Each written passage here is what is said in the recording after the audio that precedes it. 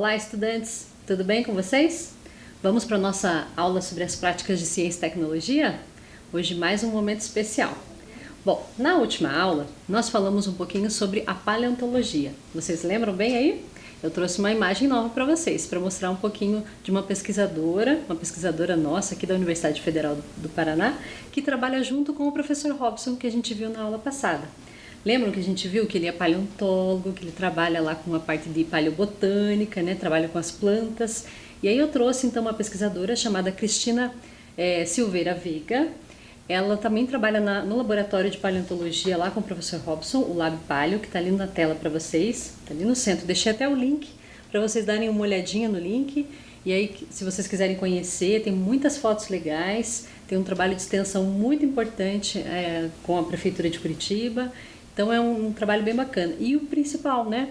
Que é o trabalho de uma mulher pesquisadora. Então ela tem pesquisas importantíssimas na área dos vertebrados, de microfósseis. Então conheçam também a nossa pesquisadora, a nossa paleontóloga. Ok? Então essa só para relembrar um pouquinho da nossa aula passada sobre paleontologia. Bom, a gente continuou recebendo, né? Muitos e-mails, muitos. E a gente não conseguiu selecionar uma pergunta só. Então a gente ficou ali entendendo mais ou menos o que o pessoal queria conhecer mais, qual era a curiosidade maior. E todas as perguntas mais ou menos, né, versavam bastante, elas compreendiam essa ideia dos astros, de conhecer um pouquinho do céu. Então a boa parte das perguntas, até deixei ali selecionado para vocês na tela, falavam um pouquinho sobre essa ideia de viver em outros planetas, sobre as características da Terra e também sobre pesquisas astronáuticas, que falam um pouquinho sobre os foguetes, como é que os foguetes se desacoplam, como é que as partes vão se desprendendo até chegar ao objetivo, né, numa estação espacial, por exemplo. Então é bem interessante as perguntas que os estudantes trouxeram. Então vocês estão participando, estão trazendo muitos elementos importantes ali pra gente. Que mais? Que perguntas a gente observou? A gente deixou algumas em detalhe, aqui a gente colocou alguns em destaque. Então, como viver em outros planetas? Como são as características da Terra? Como que a Lua brilha no céu? Será que ela tem luz própria? O que vocês acham? E se existe vida fora da Terra? Muitas perguntas relacionadas se a gente vai ter um outro lugar para viver, um outro planeta. Muito interessante as perguntas. O pessoal está afiadíssimo em relação a um conteúdo que a gente já viu numa aula anterior. Lembram que a gente falou do Marcos Pontes? A aula sobre astronomia. Essa é a nossa paixão, não é mesmo? Então, nessa aula, a gente vai falar um pouquinho também sobre isso.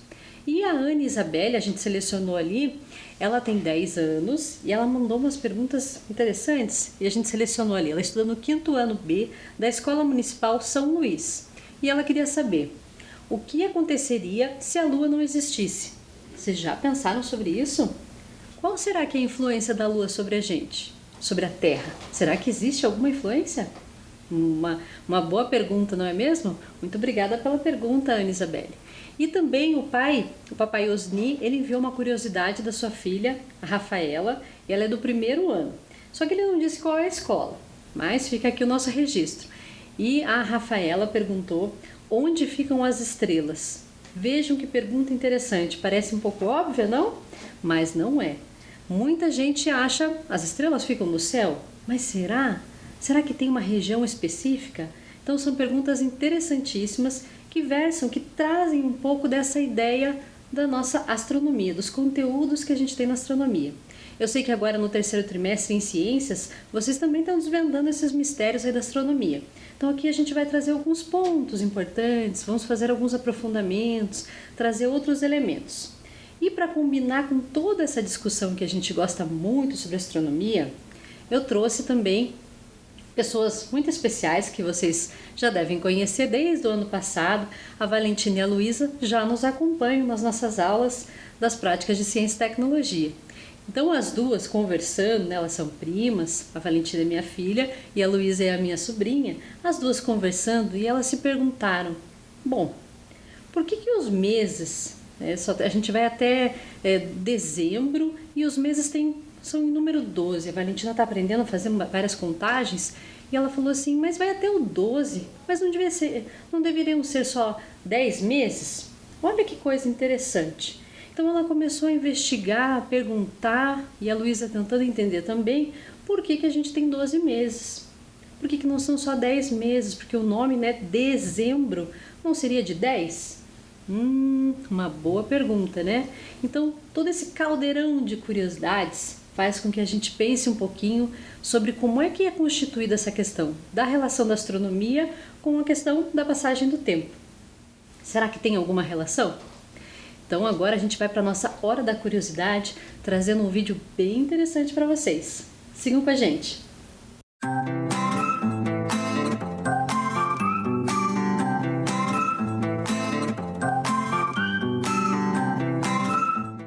É hora da curiosidade!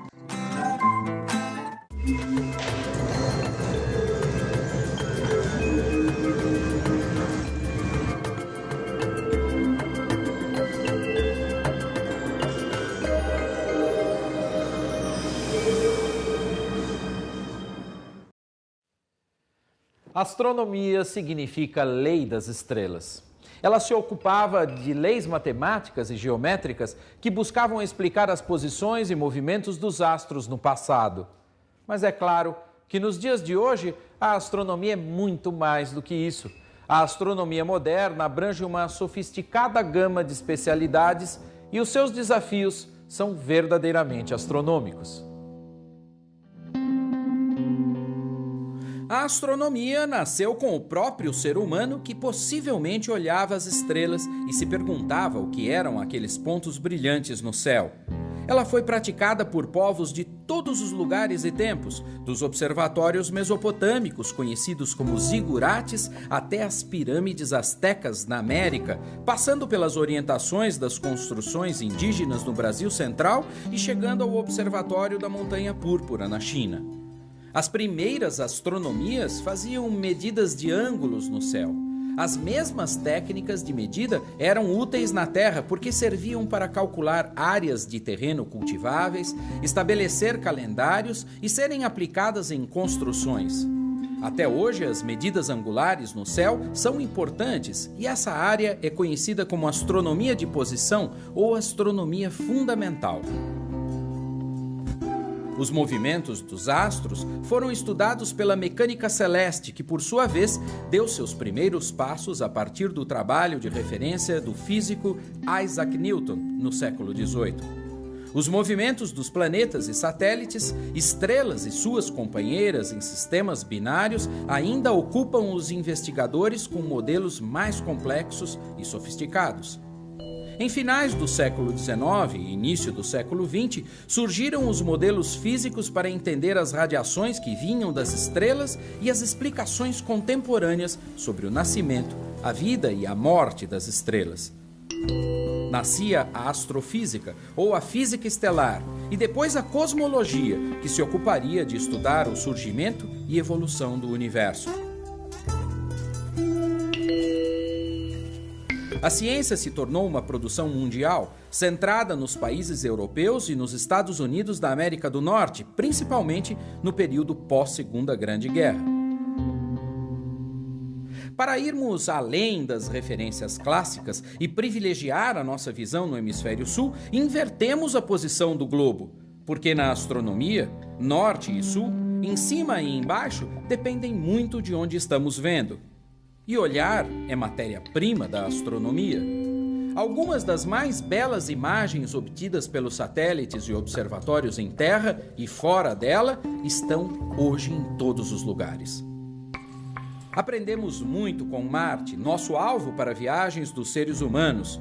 Descobrimos água na Lua, possibilidades de desenvolvimento da vida em lugares inóspitos. Vimos até mesmo mais e melhor a Terra. O telescópio espacial Hubble e o telescópio Spitzer inundaram a internet de imagens maravilhosas de dentro e de fora do nosso sistema solar. Vimos detalhes de nebulosas, aglomerados, galáxias. Um espetáculo de cores verdadeiras e paletas montadas especialmente para conferir cores em partes do espectro em que não enxergamos nada. A astronomia do invisível com as ondas de rádio seguidas do ultravioleta, o infravermelho e os raios X, entre outros, também seguiriam os passos dos satélites e sondas lançadas para fora do nosso planeta. Astronomia galáctica para tratar da nossa galáxia e extragaláctica para as outras. Astronomia do meio interestelar, intergaláctico, história da astronomia são apenas algumas divisões. Viram que interessante o vídeo? O ABC da Astronomia? Acompanhem toda essa série, se vocês puderem acompanhar ali no YouTube, tem também disponível, tem na TV Escola, é muito interessante. Então ali nesse vídeo vocês conseguiram observar que tem alguma relação com o tempo, certo? A astronomia está relacionada com o tempo. O que a gente pode observar? Então no vídeo eles trouxeram exatamente essa questão da observação celeste, a observação do céu, pelos povos das diferentes culturas, e que essa observação permitiu compreender alguns padrões, como também a passagem do tempo. Não é a única explicação, mas essa observação do ser humano, essa característica de estar atento, de investigar, que é uma característica bem importante na nossa prática de ciência e tecnologia. Então essa característica do ser humano é muito importante para que a gente comece a perceber o que está acontecendo em relação à passagem do tempo também. Lembram lá daquela aula que a gente trabalhou sobre as sombras relacionada com a astronomia? Lembra que a gente conversou sobre o gnomo, que a gente falou sobre a sombra, que era para você fazer um registro da sua sombra ao longo do dia? Então, é exatamente essa observação. Às vezes é uma observação muito simples, a partir das diferentes culturas, dos diferentes povos originários, e eles começaram a perceber essas mudanças. Mudanças no padrão das sombras, por exemplo, mudança em relação ao dia e à noite, mudança em relação às estações do ano. Então essas mudanças influenciaram também a reflexão, a compreensão do que estava acontecendo em relação à passagem do tempo. Então as pessoas, para organizar tudo isso, elas começaram a pensar como é que elas poderiam planejar as atividades, organizar esse tempo de uma forma coerente, que todo mundo pudesse celebrar junto, né? Celebrar festas sagradas, né? Por exemplo, a Páscoa, que é uma comemoração religiosa, mas existem outras celebrações em outras culturas, em outros povos. Então eles precisavam organizar isso de alguma forma, organizar, por exemplo, as navegações, organizar de acordo com a agricultura. Então, que época que é melhor plantar tal determinado alimento, né? Como é que o trigo cresce, a soja. Então, assim, diferentes culturas, em diferentes momentos, começaram a pensar como é que eles poderiam organizar.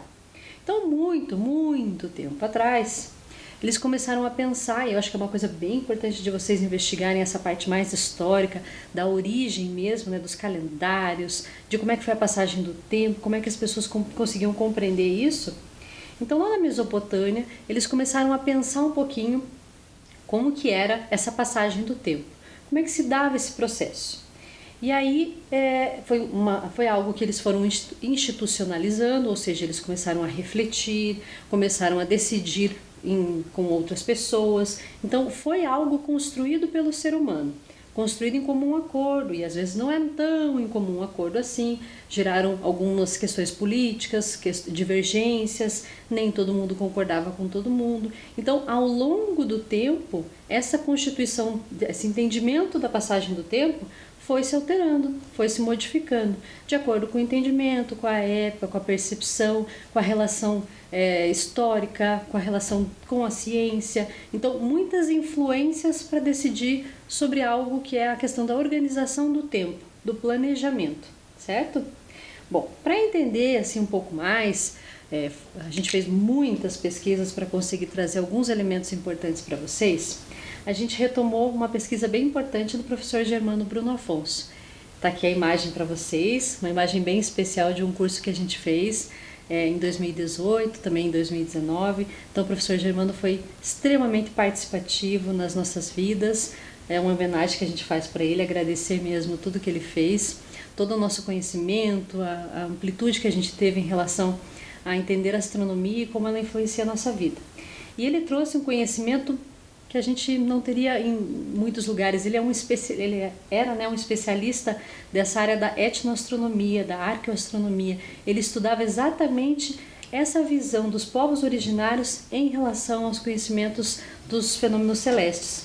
Então ele trouxe muito conhecimento para a gente. para a gente começar a entender. E daí, com essa pesquisa que a gente fez, a gente selecionou algumas informações importantes que também foram feitas a partir da pesquisa do professor Germano. Então, nossa homenagem e nosso agradecimento.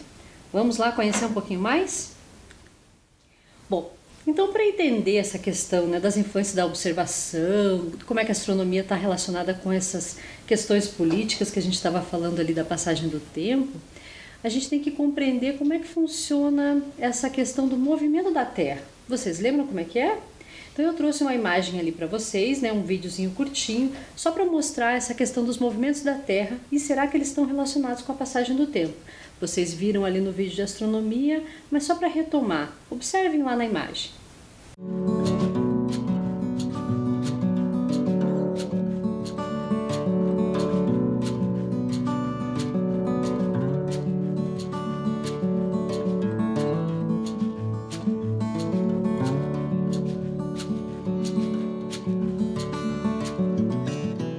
Então viram lá no vídeo o movimento de rotação acontecendo? Lembram lá como é que é o movimento de rotação? Então é quando a Terra gira ao redor dela mesma, né? Gira na mesma posição. Ela está girando ao redor dela mesma, fazendo esse movimento aqui. Então é esse movimento aqui. Para a gente saber qual é a direção, então ela está sendo sempre no eixo, né? Nesse eixo dela aqui.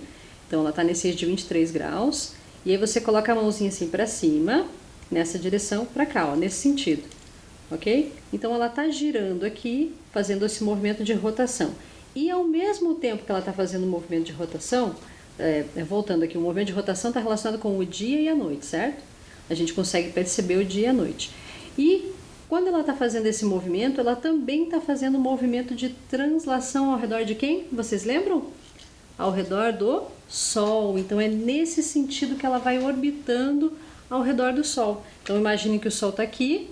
Então você tem a Terra orbitando aqui ao redor do Sol, certo? Então isso aqui é só para relembrar um pouquinho desse movimento, eu sei que vocês estão vendo em ciências também. Então para pensar sobre esse movimento da Terra, né, como é que está funcionando isso e qual é a relação com a passagem do tempo, é que a gente vai falar um pouquinho sobre a questão dos calendários.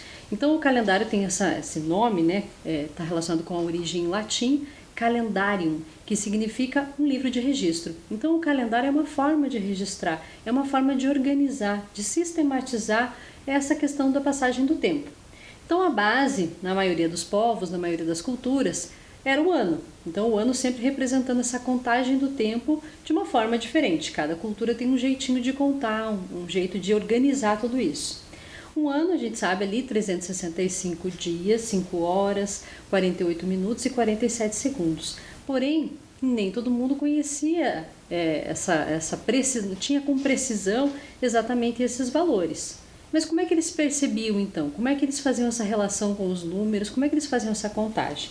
Não vou me aprofundar tanto aqui, mas uma das informações, uma das bases para conseguir organizar foi essa observação dos ciclos. Então a gente lembra como a gente fez na aula sobre astronomia, que a gente falou sobre as sombras? Então eu trouxe ali, por exemplo, a questão do movimento aparente do Sol. Então essa percepção das sombras ajudou com que eles começassem a perceber, então, essa passagem do tempo, como é que isso ia se mantendo. Você começava a observar que ao longo de determinadas épocas você tinha uma duração maior do Sol, uma duração menor, então eles começaram a perceber um padrão. E também tem o ciclo lunar. Então olhem ali na tela que eu deixei para vocês. Você tem aqui as fases da Lua. Então esse movimento aparente da Lua, como é que acontece isso? Então aqui, ó, nesse primeiro, vocês vão observar que a gente tem a Lua nova. Então como é que a gente observa o brilho dela? É só ao redor aqui que está o brilho dela. E depois a gente vai observando que ela vai crescendo, por isso que o brilho vai aumentando, até chegar no quarto crescente. Então a lua nova vai crescendo e até chegar na lua cheia. Então lua nova, quarto crescente, lua cheia. E depois ela vai seguindo no sentido da lua minguante. Ela vai decrescendo, por isso o formato D. Lembram? Então ela vai decrescendo, vocês viram isso em ciências também. Então essa questão das fases da lua também influenciaram essa concepção, esse entendimento de como é que funciona então essa gradação do tempo. Pensem lá que a Lua vai demorar para fazer todo esse processo, esse ciclo lunar, ao longo de mais ou menos uns 29 dias até 30 dias. Então é bem nesse período, mais ou menos 29 dias, a passagem de todas essas fases lunares, certo? Então, observando aqui também, a gente tem os movimentos da Terra, dia e noite, a gente consegue perceber, e as estações do ano, certo? Então essa passagem que está influenciada lá pelo movimento de rotação e translação, todos esses ciclos, eles influenciaram para que as pessoas começassem a perceber também que tinha alguma relação, que poderia ter alguma relação com essa organização do tempo. Então o calendário era algo constituído pelo ser humano, que foi entendido politicamente, com diferentes valores, diferentes épocas, questões religiosas, outras relações, e também a questão científica. Ele também foi um fator para começar a entender, organizar esse tempo. Aí a gente tem alguns calendários nas diferentes culturas. Então, por exemplo, ali eu coloquei o calendário solar egípcio. Então, a base dele era exatamente essa questão do ciclo solar, de conseguir compreender esse movimento aparente do Sol. O calendário chinês, que tem uma base solar e lunar, então ele faz essa relação, mas ele tem anos alternados, um pouco diferente da gente. A base de anos dele é mais ou menos a cada 5 anos. Então, é um calendário diferente. E aí nós temos o nosso calendário, né, que é o que a gente utiliza também, o calendário que tem uma base solar e lunar, que é o calendário gregoriano. Ele, na verdade, a base dele tinha uma constituição religiosa. Mas ao longo do tempo, né, com essa influência também dos conhecimentos científicos, ele foi se adequando, se ajustando para conseguir bater, para conseguir confluir as informações tanto científicas como do entendimento de todos, certo? Então, ou seja, é algo que você precisa de um ajuste para conseguir definir, certo? Então, seguindo ali, a gente tem outras relações também, até eu trouxe alguma coisa curiosa ali para vocês, que está relacionada um pouquinho com a pergunta da Valentina e da Luísa, né?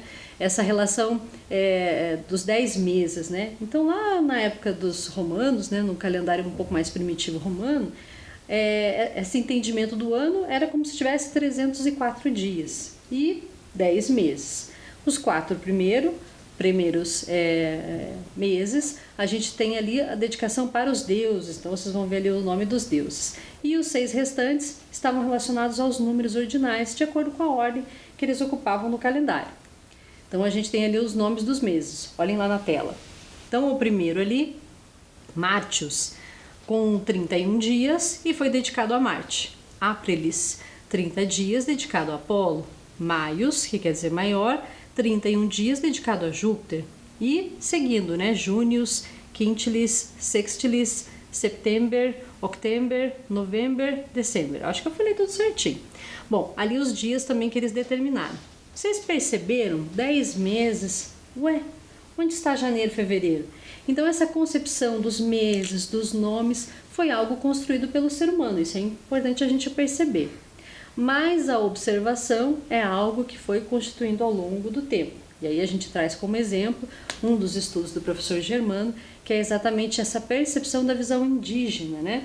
Então os ciclos influenciando, então, né, vão influenciar exatamente esse movimento aparente do Sol e da Lua e essa percepção, né, também pela posição das estrelas, de como é que os indígenas começavam a perceber o ambiente, os fenômenos celestes influenciando a vida deles. Por exemplo, numa determinada época, por exemplo, na lua nova, você tem menor incidência de insetos. E na lua cheia, maior incidência de insetos. Eles começavam a correlacionar as características da natureza, épocas de plantas, épocas de abundância, épocas de inundação. Eles começaram a perceber essas relações dos ciclos naturais também com os fenômenos celestes. Olha que interessante.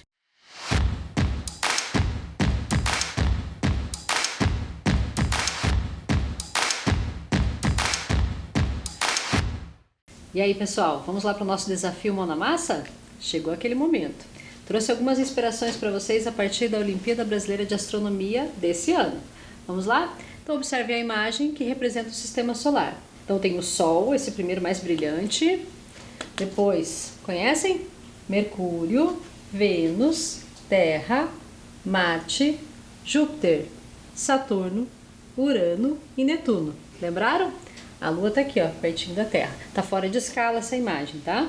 Quer dizer que ao tamanho deles a proporção não está equivalente. Ok? Então, com base nessa imagem, pensem lá.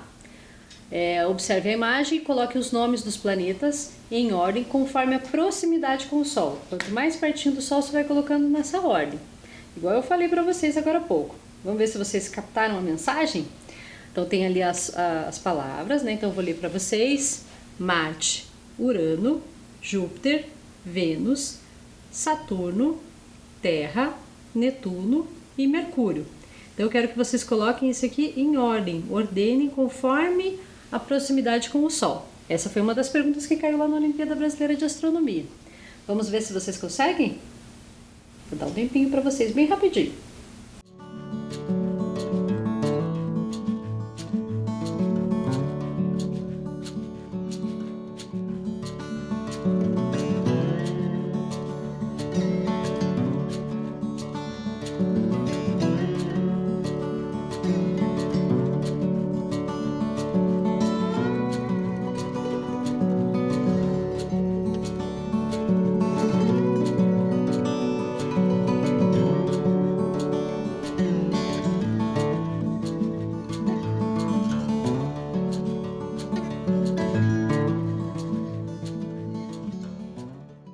Vamos lá ver se vocês acertaram?